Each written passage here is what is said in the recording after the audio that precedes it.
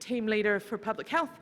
I also have been the drinking water assessor for the Queenstown Lakes region for the last too many years. So I'm tonight's MC. I'm pulling together all of the different presentations. You're going to hear from different areas, and then we'll have a time at the end where you can present questions to the whole group. Then we will also have a time if you have individual questions for organisations, they'll be hanging around that you can talk to it. The other thing that's there's some good echoes. The other thing that's happening tonight is this is being recorded because we're aware that at quite short notice a lot of people can't necessarily attend, and so it's being recorded so that it can go onto a website. So welcome everyone watching this online once it goes on, so that it can then, other people can see it as well, because this is more than obviously just not everyone can attend these kind of sessions. So the way we've framed it up tonight is we framed it for drinking water to be effective, to keep your drinking water safe, you need a multi-barrier approach. A multi-barrier approach is you protect the source, you provide the treatment in the middle, and you protect contamination from getting in the reticulation. Now your source water, that's something that ORC gets involved, so they'll be presenting first on protecting source and that stage. Then you look at your treatment and you're sort of in between with your buildings and that sort of stuff. That's where QLDC comes in, both as a water supplier and in that role in other aspects. Then we have the contamination coming in through the reticulation or through other sources, and that's where us as public health comes in. When things go wrong, that's when we get called. And so tonight from us we'll have two from public health, myself from the drinking water perspective, and our medical officer, Dr. Susan Jack, from the health perspective as well. We then also, because as some of you may be aware, with the new drinking water regulations and with different things changing, as of the 1st of July this year, there'll be a new drinking water regulator, Taumata Arawai. So we have hiding in the background behind this, who's looking at me, but he's currently on mute. We have Bill Bayfield, who's the CE, I think that's his role. He's leading up the new regulator, so he will also be presenting to what the impact is for small supplies after the 1st of July. So how we'll run the evening, we'll do all 4 presentations, and then we'll open it up for questions so you get the whole picture, because some questions may be answered as we go. And so we'll just jump right on in. First up, we've got Amir from ORC.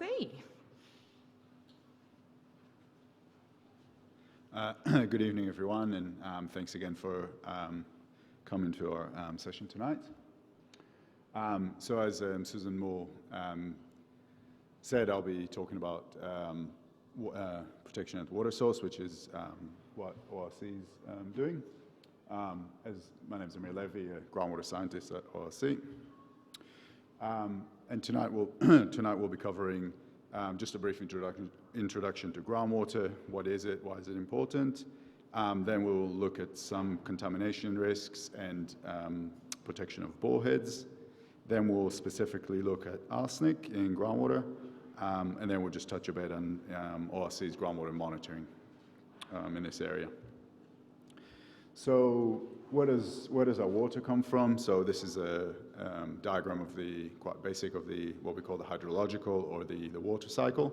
So water evaporates from the sea or from a lake, turns into clouds and falls into in higher areas of topography, either as rain, snow, or hail, and then it makes its way back into seas and lakes through rivers. But it's important also to remember that not all the water runs through rivers. Some of it goes into the ground and infiltrates, and some of it becomes groundwater. We can also see that groundwater you can have stratified layers of aquifers and what we call aquitard, where there is not a lot of flow, and it could be at different depths. And also you can see where the brown layers can provide confinement over some aquifers. Across Otago, we've got around 6,000 bores. It's definitely not the biggest region in New Zealand in terms of that, and it's used for irrigation, drinking, stock water, and industrial uses. So we can see it's a very important resource. Bores in Otago source groundwater from a variety of different rocks and different types, while in this area of the Queenstown Lakes in the Upper Clutha, it's mainly gravels. So groundwater is generally safer to drink than surface water, but there's still some contamination risks, with notably microbiological risks, E. coli, also metals and nitrates. But the good news is that some of these risks can be reduced by protecting boreheads, regularly testing your bore water, and water treatment. So borehead protection, this is an example of how not to have your bore. It's not from this region. So you can see there is, lots of things that are not well with this. The bore is very close to the ground. Water can get through it very easily. There's, gaps between the casing and the ground. And the other thing as well, if you look at the surrounding of the bore, there's lots of chemicals and other things that you don't really want near your water supply. So the flip side of the coin, that's again a diagram of what a good bore will look like. So you have a concrete apron to prevent stuff going into the bore from the top, any contaminants. Bentonite seal around the casing again, which will also prevent that. The bore casing is, it's complete. There's no holes. Usually a weak spot is where you have cables for the pumps going in. Sometimes you can have holes in there that, again, contaminants can get through. There's a cap, and the cap fits well. Sometimes you see stuff that isn't either bores without a cap or caps that are very loose. So if you can make sure the cap is secure and also lock it up, preferably. And also there is a sampling point to take samples for the bore to analyze, and also backflow preventer. So again, just a real life example of some of the things. So it's a bit hard to see because of the angle, but you can see that the bore, first of all, it's got a concrete apron, and you can see that the casing's elevated above ground, which again, so if there's stuff flowing, there is less risk of it going in. And the area around it is fenced, so this is a much better example. So seeing some of the previous photos, and we came up with technical guidelines for drillers and service providers over the last couple of months, and that gives our technical requirements for bore sealing, frost pits, and decommissioning of bores, and also how to provide ORC with the right information about your bore, which is, again, that's a really important bit for us to know where the bores are. So we have got a couple of paper copies in the back. So if you guys are welcome to them, and they would be online as well afterwards. Next thing I'll be talking about is arsenic in groundwater, which is an important groundwater quality issue in this area of the Upper Clutha. So the drinking water standard for New Zealand, 2005, revised 2018, it has a maximum acceptable value for arsenic at 0.01 milligrams per litre, and that's equivalent to 0.01 grams per meter cube, or 10 parts per billion. I'm just going through this just because some different labs report in different units, so just to be familiar with that. And another thing about arsenic is if you do, when you do send it off to a lab, please tell the lab specifically you need to analyze for it, because not all of them do it automatically. So arsenic issues are being reported from various parts of New Zealand and across the world, from different geological settings. So in New Zealand, it's been reported from volcanic areas with volcanic geology, areas with lots of peat, and probably the most more relevant for Otago is areas of schist. And it can also come from human sources like historic sheep dips and treated timber.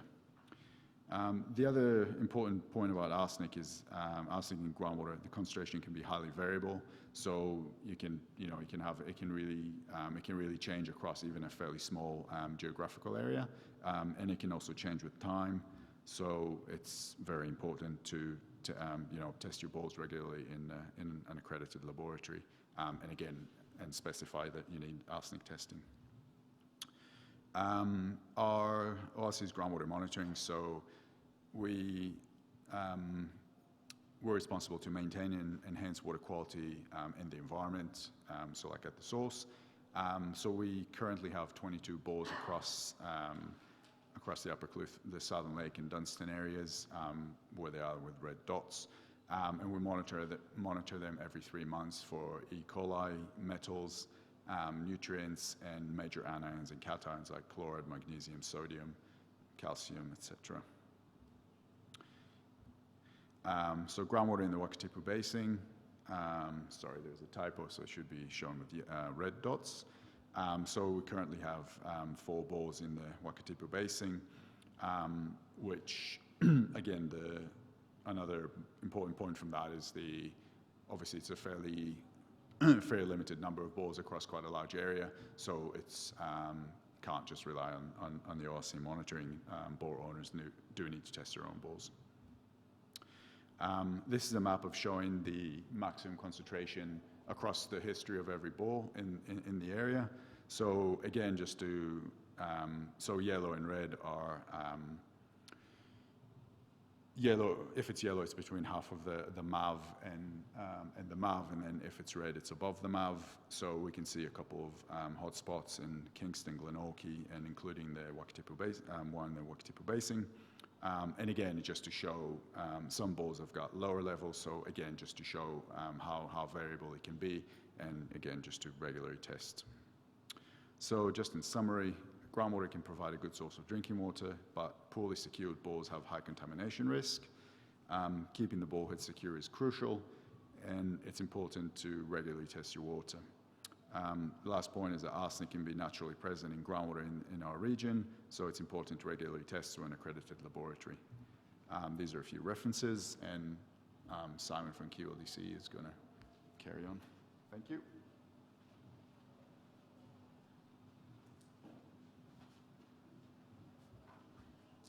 Tēnā koutou, good evening. I'm Simon Mason from Queenstown Lakes District Council. So my role is Infrastructure Operations Manager. So a big part of my day job is providing water services to the community. But for today, I'll be talking across all of the ways that QLDC has relationships with private water suppliers and suppliers. Before I get into it, I just want to say thank you. It's great to see so many people come to this session today, giving up your free time to hear what we have to say. I think this is a really important conversation for us all to start having. It crosses across the 3 agencies we have in this room, but also does have a real significant impact on private parties to play a part. So as I touched on, QLDC interacts with private water suppliers across a range of different functions. So the first 2 I want to talk to QLDC as a consenting authority. So as we receive building consents, resource consents, how that process works. QLDC as a regulatory body, how we get involved when things go wrong. And my third point there is QLDC as a water supplier. You may ask, how does that have relevance when we're talking about private water supplies? But what I'm hoping to share is just some of the experience and complexity of actually running a water scheme. I'm anticipating that some of you in the audience are private water suppliers, so hopefully it's an opportunity for us to share some learnings. So starting with QLDC as a consenting authority, we have a duty to check when we receive building consents and resource consents that the properties in the development are going to be able to be serviced with a suitable drinking water source. So that's both from a quality perspective and a volume. So it is not possible to sign off the 224C certificate, so that's the completion certificate from a subdivision, or the Code of Compliance for under the Building Act, until we have signed that off and seen evidence. So there's a couple of ways that could be achieved. The most simple is a connection to a council scheme, but obviously in a number of cases that connection will be to a private water supply. And private water supplies come in different shapes and sizes. You could have a reticulated supply very similar to a council supply managed by a water company, or you can have a single self-supply, so someone with a bore only providing water to themselves or maybe to their immediate neighbours. So in addition to that, we also review drinking water sources for events. So when we have have to issue a resource consent for a significant event like a concert, for example, we need to check that again public health is protected through the provision of an adequate drinking water source. So that's consenting. So the next part is the regulatory framework. I'm going to digress a little bit and talk a bit more broadly to start with, and then focus back in on what QLDC does. So under the Drinking Water Standards and Health Act, a drinking water supply is considered as a supply that connects at least 2 buildings on separate titles and servicing at least 1,500 people per year, or 25 people per day for at least 60 days per year. This obviously leaves a gap. So these really small supplies, so you're either servicing just your neighbours and you fall under that 25 people per day threshold, that is not actively regulated by QLDC or the Ministry of Health, who undertakes that function for the larger supplies. And so when I say the Ministry of Health, that is through the local health board for the area. So here it's Southern District Health Board.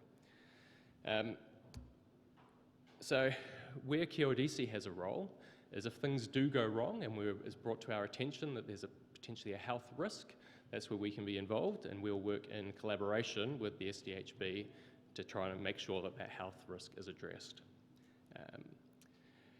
As Susan touched on at the start, we are going to be joined by Taumata Arawai after the presentations from those that are here in person. And really what this signals is there is a significant change to the regulatory framework around all water supplies coming, but this will affect private water suppliers. And how that will affect water suppliers is that everybody, except for those water suppliers that are only providing water within their property and just to those people that live there, not in any commercial sense, will be captured by the regulatory framework that Taumata Arawai is going to put in place. Obviously, when they get on the stage, they'll talk with a lot more authority about what's going to happen in that space, but that change is coming. For the time being, that onus currently sits with the water supplier itself. So we expect that anybody that's providing water feels a significant duty of care to provide safe water to those that are taking it from them. So moving on to the experience of QLDC as a water supplier. So you can see the list of schemes that we currently provide water across the district to. So yeah, Queenstown through to Hawea, basically. So at the crux of it, and this is the same for a private water supplier, our key obligation is to make sure that we are providing safe water to the people at the end of the tap. The reality is that a reticulated water scheme is a really efficient way to make people sick if you get it wrong. So the consequences are very, very high. And as you've heard Amir talk to, and you're going to hear the SDHB talk about, how you ensure compliance, it all comes down to monitoring. And you can hear that again and again and again. But how we demonstrate compliance is QLDC. What underpins it is our water safety plan. So that's really a hazard management document that considers all the ways that things could go wrong, how we're going to react to those situations. At a more granular level, how we protect, it starts at the source water, as Susan touched on. We've got this multi-barrier approach. So if you look at the source water, we consider what is changing in the catchment that may introduce new risks and how we respond to that. We also monitor that source water at regular intervals to ensure there's nothing changing and that we're not approaching any of these MAVs, the maximum allowable values under the drinking water standards, that could cause a health risk. Once we've extracted the water, it hits our treatment plants. So at that point, we're taking steps to ensure we've got appropriate treatment to protect against the bacteriological and other potential sources of contamination that could still be present in that water. So don't have many pictures in my slideshow, but I tried to throw a couple in. So that graph there shows some of the parameters that we monitor on a continuous basis through the treatment plant, and these are things like pH, turbidity. If we've got UV treatment, it's the UV transmissivity, how clear that water is, and that tells us about the efficacy of the treatment, and the free available chlorine. So an important thing with our council schemes at the moment is that all of them are chlorinated, and that provides a really important treatment step. So It ensures your water at the treatment plant is safe, but it also continues to look after that water into the reticulation. Once the water gets into the network, we undertake a whole lot of sampling to check that nothing is going wrong out in that network that could potentially make people sick. So that includes daily E. coli, total coliforms, and free available chlorine tests within each of the schemes. I've already talked to periodic sampling of the raw water.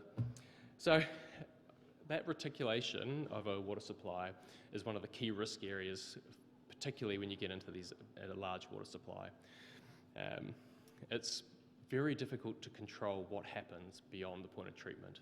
And that's why we're going to keep hearing about residual disinfection. And whilst chlorination is can be a divisive topic, there's a really good reason behind why that residual disinfectant is important. As soon as you've got people interacting with the network, be that contractors making new connections, be that private side activities that could have the potential to backflow into the network, there is a risk.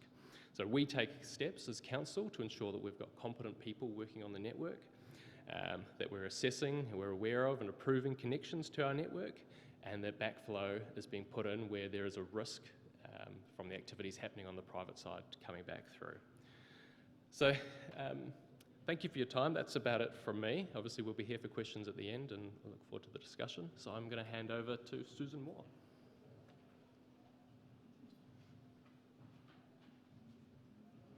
Cool. So I'm starting the first half of the public health part, which is our role from the drinking water side of things. And then we'll talk to some of the health facts later. So the role of public health in drinking water has three main roles. We have a very small team of drinking water assessors. Currently, the legal obligations are for those supplies. We assess water supplies that are greater than 25 people. As has been identified, our system has a major gaps. And this causes issues when things go wrong, which is where our designated officers come in. So with those large supplies, we assess water safety plans. So those are risk plans created to ensure the water is safe. And then we work with them, making sure that the supplies are implementing them properly, making sure they're compliant with the standards and with the Health Act. So our designated officers come in when something goes wrong. If a water supply fails, if something doesn't do what it's supposed to, they come in. So as you may have heard with the lead incidents that's happened recently, that's where our designated officers come in and make sure that the public health is protected. We then also have a drinking water assistance facilitator. This is a role that's really key with small drinking water supplies. He provides a technical assistance role. So that means he can come in, it's a completely free of charge role. He comes in with small suppliers that are less than 500, regardless of how small, and works with them to help them develop water safety plans and to provide technical assistance if you're like, what do the drinking water standards mean, and what does this actually mean for me as an individual supply, and what can I do to meet those? And so that's something that's been ongoing. So now's the hard facts bit. So there's a lot of responsibilities of a drinking water supplier. Now, a drinking water supplier is anyone who supplies water over the network boundary. So if you have a handshake agreement with your next door neighbour that you'll supply water to over your fence, you are a water supplier. The moment that water crosses your property boundary, you become a water supplier, regardless of whether or not there's a legal contract in place. That often is quite a challenge for people, and people are not often aware of those legal obligations. This is all under the Health Act. What I have done is I've sort of highlighted some that actually it's really key these are met, because if you're a small supplier and actually you had no idea these existed, it's quite overwhelming to begin with. So the duty to monitor drinking water, as Simon said, this is something everyone bangs on about. You don't know what's in your water unless you're testing it. You might say, well, my water's, I've been clean, I've been drinking it for 30 years, there's nothing wrong with it. But do you know what's actually in your water? No, not until you test it.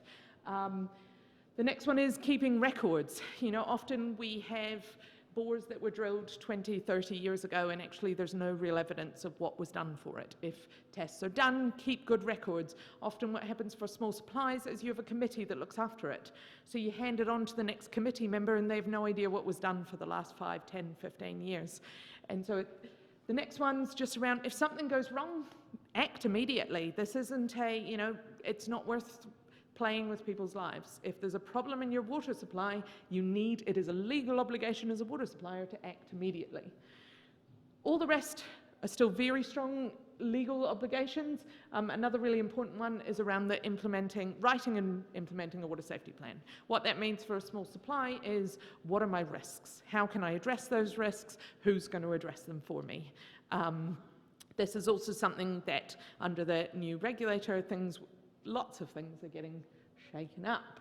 And investigating complaints. Quite often the way you find out there's something wrong in your water supply is because somebody's water tastes funny at the other end, or are having some issues. So that's the Health Act. Then we go on to the Drinking Water Standards. So the Drinking Water Standards and the Health Act kind of sit alongside each other. The Health Act is the legal act that sits behind it, and the Drinking Water Standards are the practical way that we can achieve those. It is also a rather extensively large document, but if you want to read it, all of these are publicly available online and gives you all the details of how you're supposed to meet those. For small drinking water supplies, there is a section in there called Section 10, and that helps sort of narrow down some of the requirements, but it can be a bit of a trick to get involved in that. So some of the really important things in terms of that the Drinking Water Standards covers, and that I think is important for small supplies, is there is a difference between what a treatment plant is and a distribution zone. Now, quite often a small supply, your treatment plant may just be the bore that you get out of the ground, or the source water, wherever you get it from. There may not be any treatment in, but that's technically your treatment plant, which requires one set of testing, and then you have your distribution zone, which is your network, your pipes, and all the houses, and that requires a separate test, because what's happening coming out of the ground and what's happening at Bob's house down the end of your network could be really different, and both need to be looked at. So in terms of what to look at, what to test for, bacterial, which is E. coli and total coliforms, full compliance of this, and this often shocks people, regardless of the size of supply, full compliance requires weekly E. coli testing. However, with the right risk assessments in place and measures put in after doing that for a period of, say, 3 months, you can reduce that down to monthly testing if you know that you've got all of those risks mitigated. And that can be done by an accredited lab. They can either send you the bottles, or they can come out and do it themselves. Chemical testing. So currently, chemical testing is all your heavy metals, so that's your arsenic, your leads. It's currently not mandated to be done at any sort of regular interval, but this is probably something that will end up changing. It is a really good idea, as we've seen throughout our districts and other districts. There are a presence of a lot of things in water, and actually we need to know what's in them. Then, depending on whether your water is surface water or bore, depends on whether you need to test for cyanotoxins in any algal blooms, or to test for radiological testing in a bore, which needs to be done every 10 years. So as you can see, there's quite a lot of testing that ends up needing doing, but I guess the advantage of doing all of this is you know that your water is safe. Just because it looks clean doesn't mean it is. So to reiterate that, the only way you can ensure that your water is safe is test it with sufficient frequency and for sufficient determinants. Just looking at it or just testing it once when you put the bore down isn't enough for it to be safe. The other thing is put in that treatment. You put in the treatment, it then helps protect the water. And as Simon was talking about with residual disinfectant, if you put in, so that's chlorine in your water, you put that in, it goes through the whole network. You know that it's reducing and getting rid of a lot of those things. The other thing is, if an issue occurs in your water, contact public health immediately, as soon as you can, for advice. So I mentioned before that actually, we're responsible for water supplies larger than 25. To if there's an issue of public health concern, we still want to know. We may not be able to do more than provide advice, but we want to be able to at least do what we can in that. So don't feel that you're just sitting there and have to work out what it means, what these results mean, and what you do with them on your own. This has been particularly the case recently with arsenic in your water. If you get a result that comes back positive, make a phone call. Let's talk it through. So now I'm going to hand over to Dr. Susan Jack, who's going to talk to the risks to humans. Thanks. Like Susan said, I'm going to talk about the risks to humans, and I just want to acknowledge that some people have been affected by heavy metal contamination in their water, and I know they've had some frustrating journeys with their own health. So we're going to be talking about arsenic and lead, and then also nitrates. But as Susan has also explained, once we know, then we can do something to remove the risk. However, looking backwards, people's risk that may have been accumulating over some years, we do need to hand that over to general practitioners who will then or should then refer on to specialist treatment if that is what required. So that's kind of out of the public health hands to if people have individual health concerns, and I'll be talking about that. So arsenic is a naturally occurring metal. It's known to be in the Otago schist, which makes these areas, if you have a bore, somewhat at risk. However, it's not necessarily continuously through everybody's water supply. And in fact, when we've asked people on small bore supplies to have their water tested, some come back with high arsenic and some not very far away from there might just come back with none. And so that urging you to keep testing is really, really important because there can also be seasonal variation. So some people can swallow small amounts of arsenic every day for a very long time, for years, without any obvious health effects. Swallowing large amounts can be harmful to health, and swallowing moderate amounts of arsenic every day for many years may cause long-term health effects, and there is now good accumulated evidence for that. If you swallow a large amount over a short time, you can get acute poisoning, so over hours or days. So if we look at the chronic exposure, so this is a moderate amount over many years, the possible long-term effects might be things for arsenic, such as skin changes. People get light or darker spots, particularly on their trunk, but also on the palms of their hand and soles of their feet, thickening of the skin. It can also be associated with damage to the heart, liver, kidney, nerves, blood and blood vessels. And it can also be associated if there's been a very long-term exposure with cancers of the skin, lung, bladder, liver, kidney and prostate. So these effects can be seen in people who have had higher than normal levels of arsenic in their drinking water over many, many years, or perhaps they were taking medicines that had arsenic in them, or they're exposed to arsenic through their workplaces. Most of the studies that have been conducted on the long-term effects, most of the long-term effects were found in people who had high levels of arsenic in their drinking water. So acute toxicity, this is where you'd swallow a large amount of arsenic over a short time, can result in arsenic poisoning that can cause severe health effects and even death.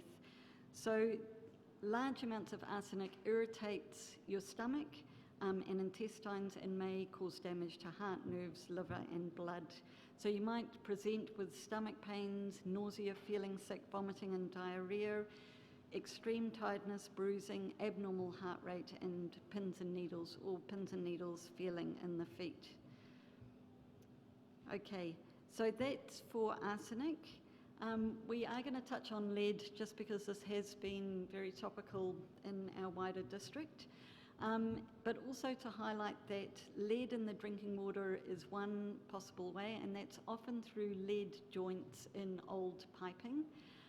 But there are many other sources of lead that we can be exposed to, so especially old lead-based paint in around our houses, especially if they were built before 1970 and particularly before 1945. So New Zealanders love to do a bit of home renovation, but we're often not good at taking all the precautions that we need to do with masks and washing our hands and so forth. So old paint flaking off, or if you're stripping it, and then it gets into your soil outside, for example, can also be a source of contamination.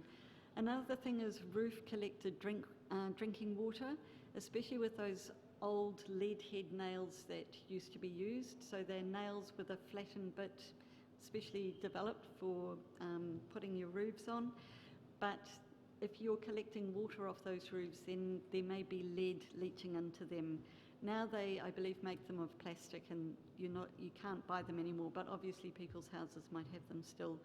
And then also work or hobby related, so particularly people working with cars, so auto workers, but also hobbies such as lead light windows, shooting, using lead fishing weights can be other sources of lead. Adults can be exposed to lead by breathing it in through dust, so doing those renovations, restoring, cleaning of older houses, and like I said, not washing your lead contaminated hands. Highest levels of lead have been found in people with occupational exposure, so in their industrial workplace.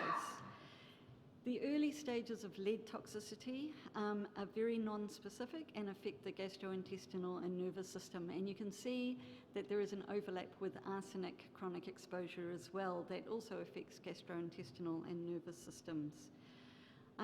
Symptoms of lead toxicity in adults, it may affect the nervous system. It includes things like mood changes, depression or irritability, memory impairment, sleep disturbance, headaches, tingling and numbness of the fingers and hands.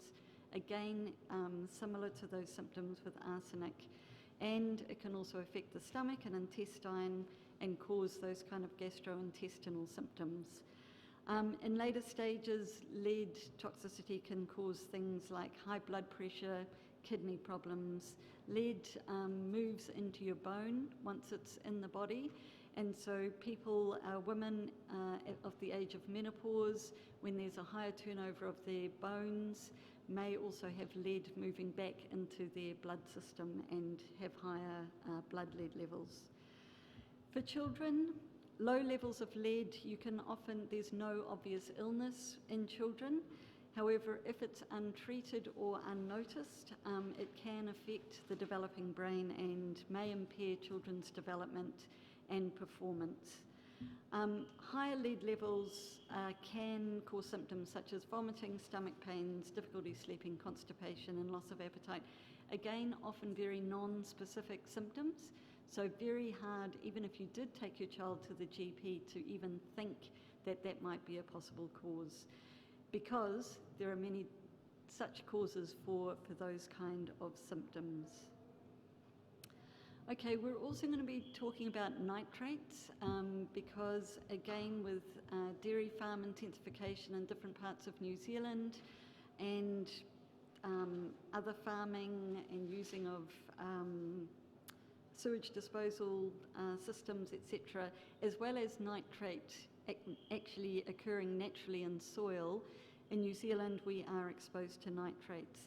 So nitrates in drinking water, so they might leach from the soil into your source water or down into the aquifers, can pose a health risk to some people. So there's again a maximum acceptable value of nitrate of 50 milligrams per litre. And the New Zealand water drinking standards are based on an equivalent 11.3 milligrams per litre of the nitrate nitrogen, and this is based on the effect of babies. And I think that's in the next slide, yep.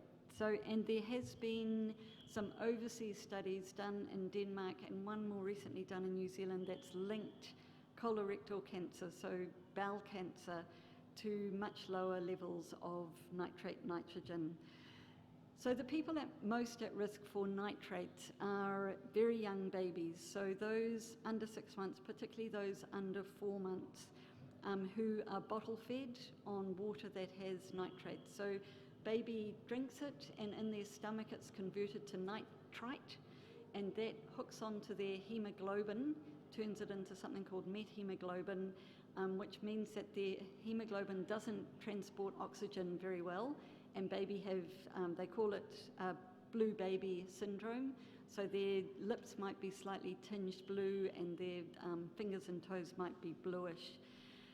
Once the baby matures beyond about 6 months, that doesn't happen because babies don't have the special enzyme that needs to convert methemoglobin back to normal hemoglobin, which we do as adults and older children.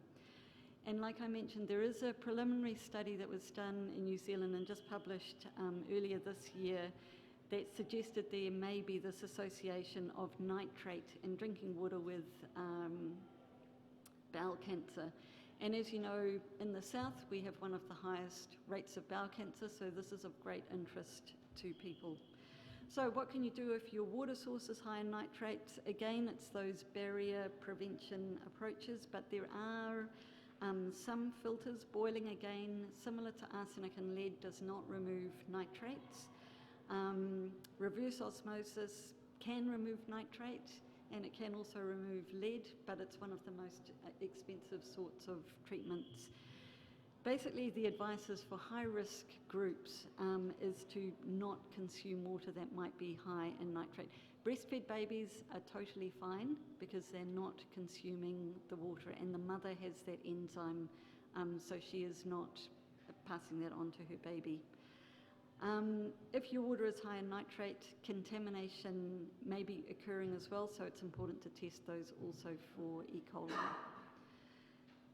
Okay, so what to do if you do have health concerns? Like I mentioned at the start, for public health response, we are responsible as the public health unit with the DHB, but for individual health concerns, and I know this is very frustrating for people, we need to ask you to see your general practitioner, who then needs to refer you on for specialty treatment or assessment if that is what is needed.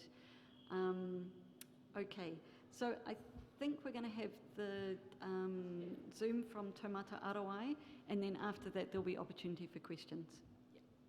So please don't mind me while I just take a moment to pull Bill up. Perfect. So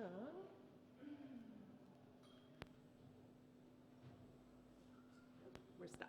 I'm going to move this over here because we're now going to be talking from Bill, and that way Bill gets a little bit of a view of everyone in the audience as well.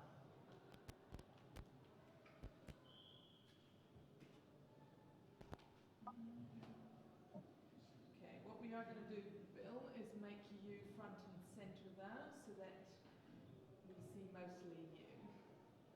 Right. Can you speak just so that we can test our system? Kia ora tātou. Perfect. Okay, Bill, the floor is yours. Nope, wrong way around.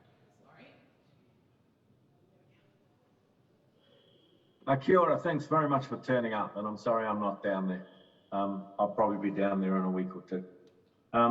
First of all, I'm to talk to you about Taumata Arawai, which is the new Three Waters Regulator that New Zealand is setting up. I'm going to talk to you a little bit about why and some of the changes that we might bring about. For those of you who don't know me, my name's Bill Bayfield.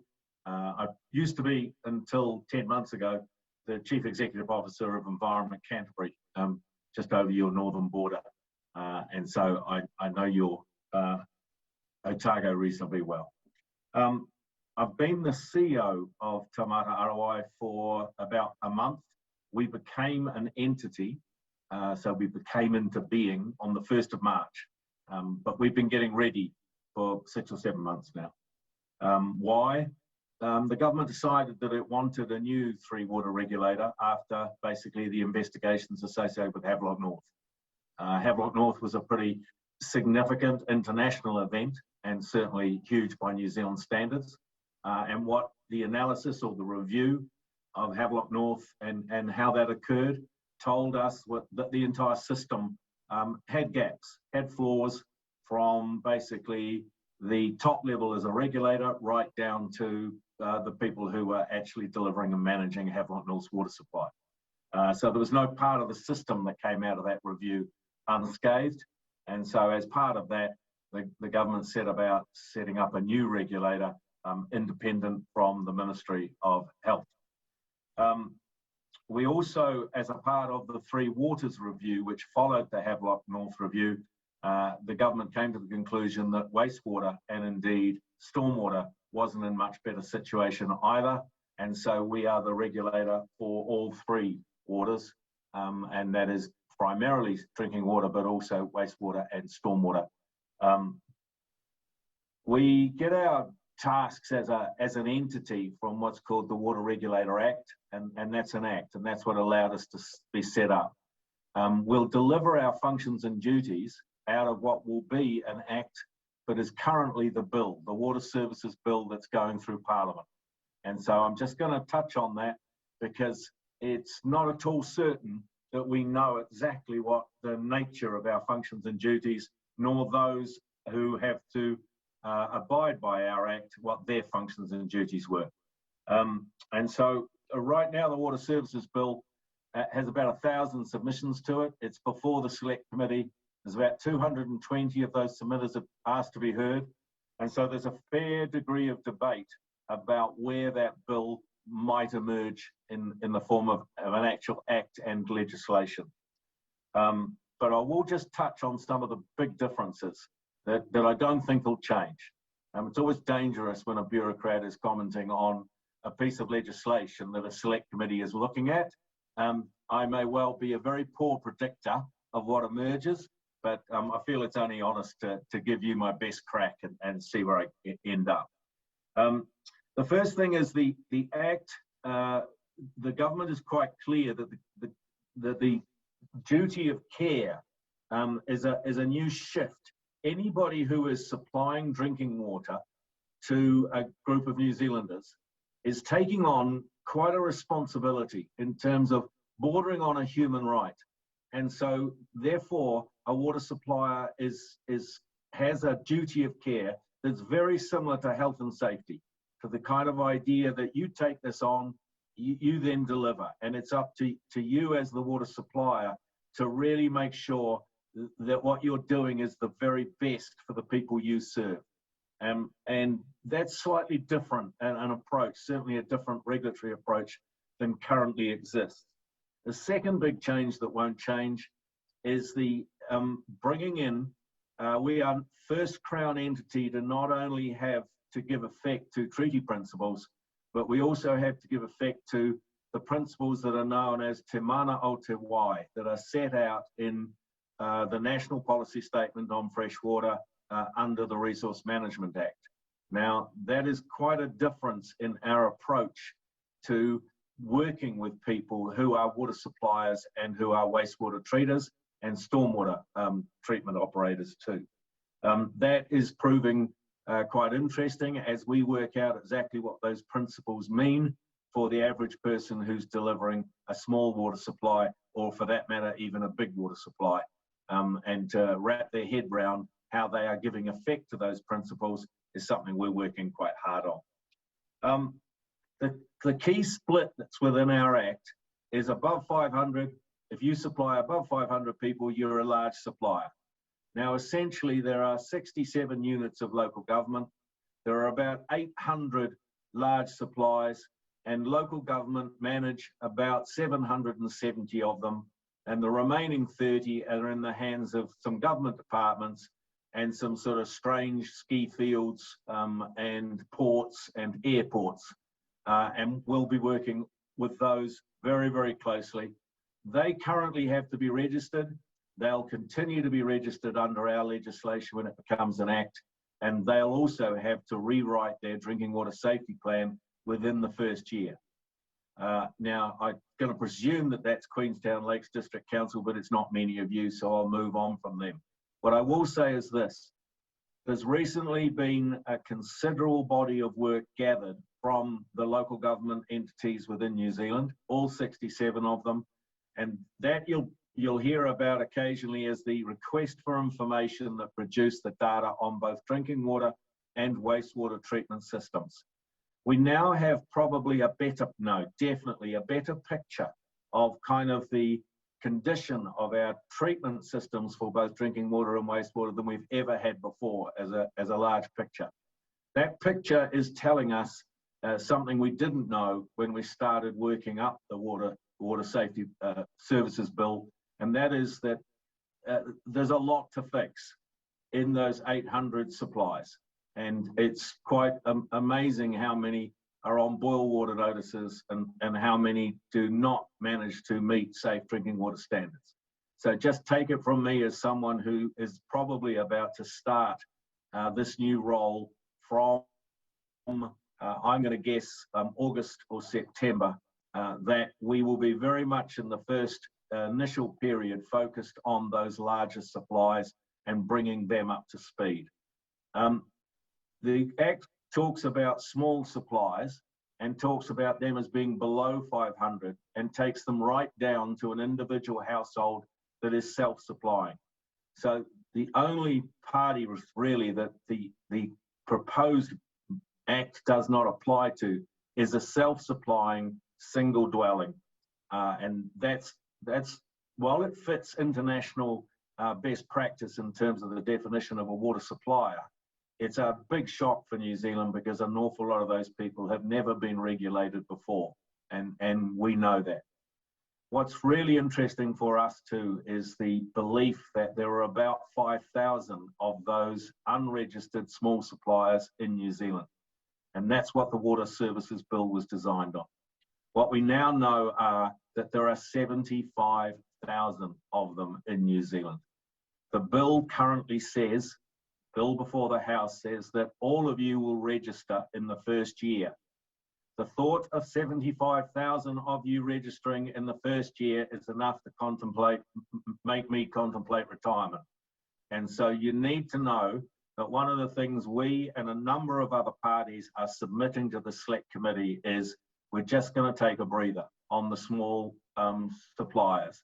We're going to be working very closely with you to understand you, to know where you are and who you are, to know what your sources are, and to know what your risks are. And from that, over the first couple of years, hopefully 3 years, we will draw a picture from which we can start to segment according to risk and according to need, and then we can start to require registration and work with you to do a fit-for-purpose drinking water safety plan.